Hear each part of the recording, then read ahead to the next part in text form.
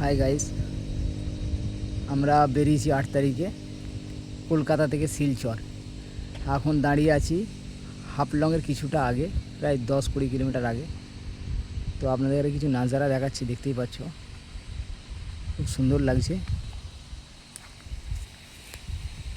এখানে আমাদের গাড়িটা দাঁড়িয়ে আছে পার্কিংয়ে।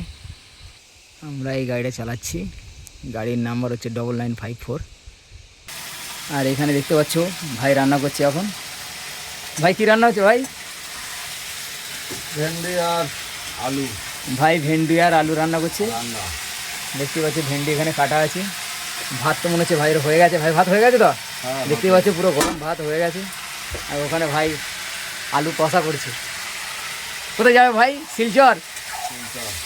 ভাই যাবে শিলচর। আছি আমরা দুজনে একসাথে গাড়িতে। এই যে বাইরের ভিউটা এত সুন্দর লাগছে, যেন মেঘটা পুরো উড়ে চলে যাচ্ছে। সুন্দর লাগছে একদম।